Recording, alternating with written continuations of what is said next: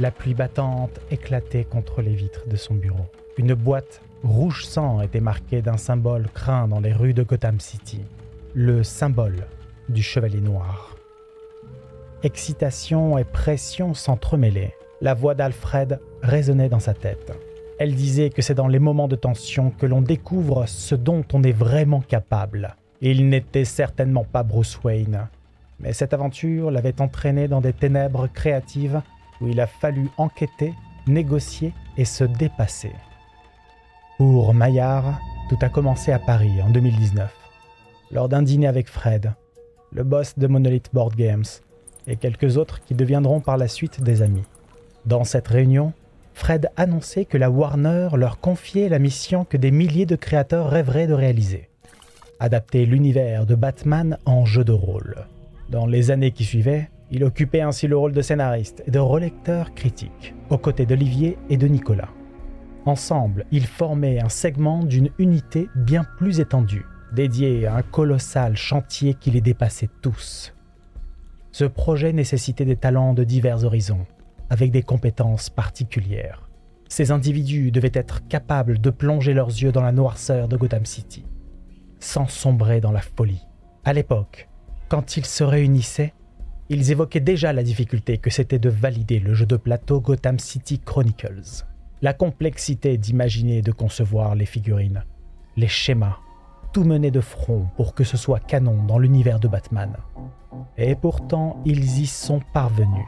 D'abord de simples concepts, puis des modèles, pour conclure sur des représentations fidèles des personnages les plus emblématiques de Gotham City. Aujourd'hui, ces personnages peuvent même prendre vie avec quelques coups de pinceau. De Poison Ivy au Pingouin, en passant par d'autres figures méconnues et malgré tout, toutes aussi importantes. Mais pensez-vous qu'on s'en serait tenu à ça? Certainement pas. Ils avaient des plans, des dizaines de plans, pour arpenter les recoins de Gotham City.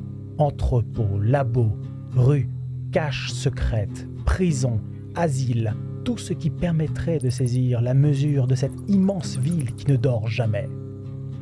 Tout était transcrit dans un recueil ultime, jusqu'au moindre détail sourcé par Xavier et Alex. La production du jeu de rôle était donc devenue comme une ambition dévorante, mue par les hauteurs vertigineuses de la tour Wayne. Les membres de l'équipe s'étaient passés d'énormes dossiers remplis de documents estampillés confidentiels. À l'intérieur, des guides précis, des visuels, des croquis et des tas de formalités. Batman ne tue pas. Gotham doit rester sombre, mais jamais dénué d'espoir. Ou encore, le Joker ne peut pas intervenir sans une motivation réelle. On plongeait dans l'essence même de Gotham City. Ces ruelles noyées dans l'ombre. Ces néons vacillants au rythme des murmures de peur et de résilience. Mais surtout, à chaque idée, on découvrait la complexité d'un monde où chaque personnage, chaque bâtiment, chaque objet portait un poids symbolique. Il n'y avait pas de place au hasard. Une fois ce constat établi, la question demeurait: quelle histoire raconter? On savait qu'il était impossible de toucher aux arcs majeurs. Pas question de revisiter l'assassinat des Wayne ou de réécrire The Killing Joke. Mais Gotham City est une ville vivante, grouillante de mystères et de dangers. Alors, la proposition était de partir d'un point de vue inhabituel. Et si les joueurs n'incarnaient pas juste Batman, mais des citoyens de Gotham City, pris dans une tempête d'intrigues?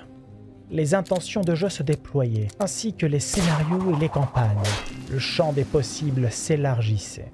D'un côté, un gang menaçait de détruire l'équilibre précaire des rues. De l'autre, des rumeurs circulaient sur un étrange nouveau justicier masqué, plus violent que le Chevalier Noir. On imaginait les joueurs en train de naviguer entre les caprices du Pingouin, les énigmes du Sphinx et l'ombre omniprésente de Batman. L'objectif ? Plonger dans une Gotham City où chaque décision peut nous rapprocher de l'espoir ou du chaos. Une fois les idées couchées sur papier, tout devait être cependant soumis au comité de validation Warner. Et là, les choses s'étaient corsées. Chaque détail était passé au crible. Pourquoi le pingouin ferait-il une telle alliance? Ou encore, Batman ne peut pas apparaître ainsi. Il fallait des mois pour que l'équipe trouve un équilibre. Une synergie avec les gardiens du temple de Warner. L'univers de Batman est un monument invincible, profond, à la fois sondé et insondable. Il avait traversé les âges et connu de nombreuses réincarnations. Il ne fallait pas juste respecter ses codes. On devait en percevoir chaque nuance. Chaque échange avec les gardiens du temple poussait à approfondir les idées, à les justifier. Parfois, c'était frustrant et parfois incroyablement stimulant. La rigueur invitait au-delà des solutions faciles pour trouver des réponses qui sonnaient justes. Pour la partie visuelle, là encore, les attentes étaient élevées. Warner fournissait des assets officiels, les briques des ruelles de Gotham, croquis des costumes de Catwoman, ou encore les proportions exactes de la Batmobile.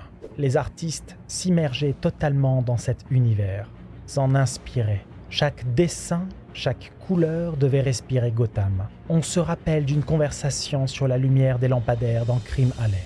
Chaude, mais pas trop. Les nuances colorimétriques de la flore mortelle de Poison Ivy, les différentes versions d'un même environnement selon le jour ou la nuit, les accès de la Batcave avec ses ramifications. L'équipe passait des nuits à ajuster, peaufiner. Chaque illustration invitait les joueurs à ressentir l'écrasante pesanteur de cette Gotham City tout en leur donnant envie d'y plonger. La création du jeu de rôle Batman avait pris la forme d'un labyrinthe, celui de l'esprit torturé du Dr. Crane. Il ne s'agissait plus de juste raconter une bonne histoire avec son écrin hypnotique. L'équipe créative devait traduire Gotham City en règles et en mécanique. On savait que les enquêtes étaient centrales et pouvaient être appréhendées à travers le prisme de différentes ambiances. Avec le guide de Gotham City, il était aisé de comprendre qu'une scène de crime s'enrichissait de nombreuses approches. Analyser les indices, recouper les témoignages, confronter les récits.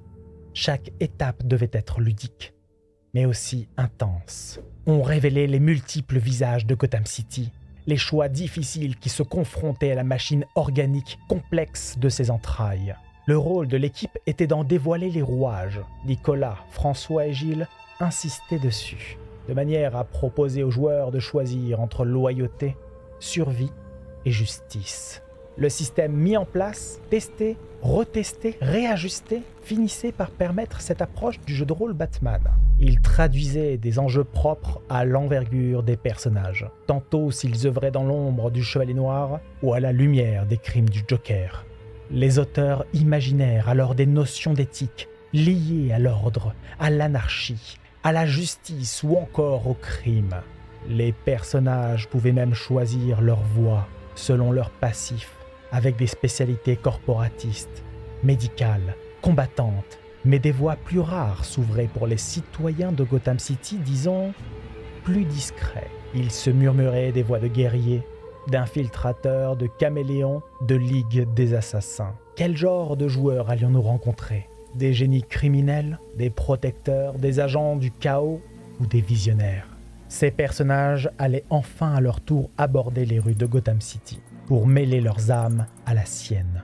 Une âme qui exhalait le parfum métallique de la pluie sur l'asphalte, au son des grondements sourds des trains qui traversent les ponts rouillés.